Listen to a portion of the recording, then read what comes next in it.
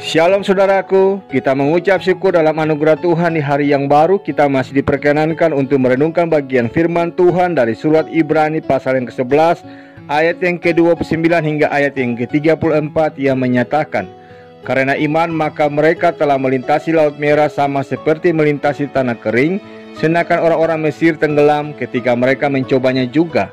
Karena iman maka runtuhlah tembok-tembok Yeriko setelah kota itu dikelilingi 7 hari lamanya.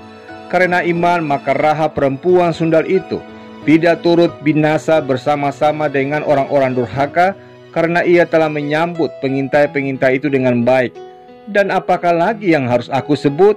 Sebab aku akan kekurangan waktu apabila aku hendak menceritakan tentang Gideon, Barak, Simson, Yefta, Daud, dan Samuel dan para nabi, yang karena iman telah menaklukkan kerajaan-kerajaan, mengamalkan kebenaran, memperoleh apa yang dijanjikan, menutup mulut singa-singa, memadamkan api yang dahsyat. Mereka telah luput dari mata pedang, telah beroleh kekuatan dalam kelemahan, telah menjadi kuat dalam peperangan, dan telah memukul mundur pasukan-pasukan tentara asing. Demikianlah sabda Tuhan. Saudaraku, di beberapa bidang seperti olahraga, film, atau musik, atau tempat bernama Hall of Fame, ini adalah museum di mana para tokoh yang dianggap berkontribusi besar dalam bidangnya. Misalnya jika musik tentu adalah musisi, penulis lagu, produser, dan lain sebagainya. Jika olahraga dia adalah atlet, pelatih, atau orang lain yang dianggap berjasa memajukan cabang olahraga itu. Tentu saja yang masuk dalam Hall of Fame adalah para tokoh senior bahkan yang sudah meninggal. Yang masih baru atau yang baru sekian tahun berkarir tidak akan masuk Hall of Fame meski dia sedang sangat terkenal. Ini karena mereka harus membuktikan dulu prestasi bahkan kontribusi mereka. Daftar saksi iman yang kita baca saat ini mungkin tampak seperti semacam Hall of Fame dari para tokoh Alkitab yang punya iman luar biasa. Namun saya sebut sebagai Hall of Faith. Mereka melakukan banyak hal luar biasa dan mengalami berbagai mujizat di hidupnya. Namun beda dengan Hall of Fame dunia, daftar para saksi iman ini bukan berisi kehebatan para tokoh tersebut belaka. Ini lebih tentang kehebatan Tuhan yang mereka imani. Kita pun bisa melihat begitu beragam tokoh yang disebut. Ada pemuda yang hanya disebut sebentar, seperti Habel. Ada yang kiprahnya disebut di hampir seluruh Alkitab, seperti Abraham. Ada Musa, pemimpin Israel dan penerima Taurat. Ada kesaksian iman umat Tuhan di masa lampau, menguatkan iman kita di masa kini. Tentang umat Israel dengan cara menakjubkan, dimampukan melintasi laut merah seperti melintasi tanah kering. Sebuah peristiwa iman yang spektakuler yang tidak mereka bayangkan sebelumnya. Dalam pimpinan Musa, mereka diajar untuk sungguh beriman kepada Tuhan Sang Penolong.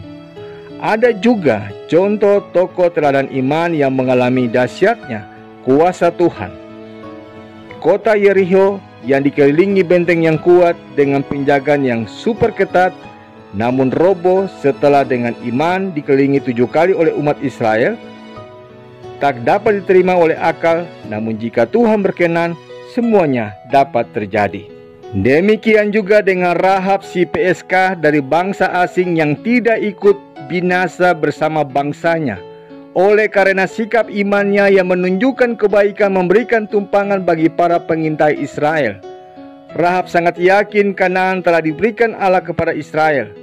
Oleh karena keberaniannya ini yang melindungi musuh bangsanya, ia pun diberkati dan diselamatkan oleh Tuhan.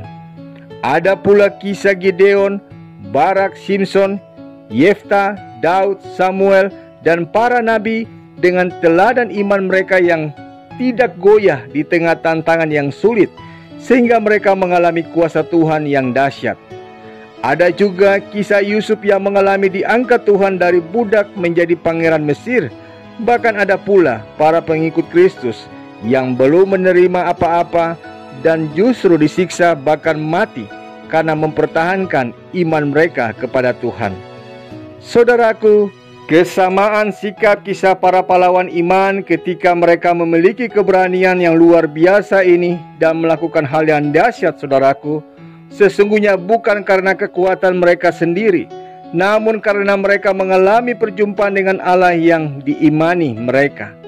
Ya saudaraku, kesamaan mereka hanya satu. Mereka tetap beriman kepada Tuhan, meskipun belum melihat apa dan bagaimana Tuhan akan bekerja. Itulah makna iman. Iman bukanlah tentang apa yang kita inginkan, tapi bagaimana kita merespons kehendak Tuhan di hidup kita. Karena itu, iman para tokoh tadi bukan iman akan hal-hal jasmani. Iman membuat mereka mau melakukan kehendak Tuhan tanpa syarat. Iman membuat mereka sangat ulet, bahkan sampai rela mati.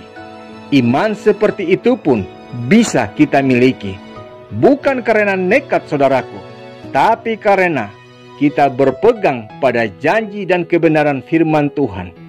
Ingatlah saudaraku, bukan diri kita, tapi Tuhan yang kita imani akan membuat kita bisa melakukan perkara-perkara besar.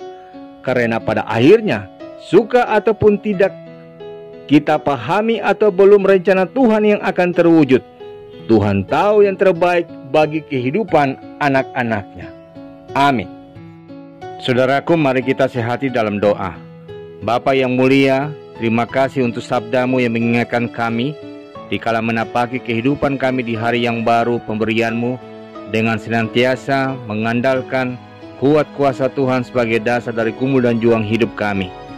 Karena itu ya Tuhan, tolonglah kami dengan hikmah dan Roh-Mu yang kudus, agar iman kami boleh semakin diteguhkan dan berani berjuang menghadapi berbagai tantangan iman kami sebesar apapun, sebab kami meyakini kuasa-Mu yang sungguh dahsyat itu, sehingga di ujung kehidupan nanti kami pun boleh terhitung sebagai golongan orang yang beriman kepada-Mu dalam kesetiaan dan ketaatan kami.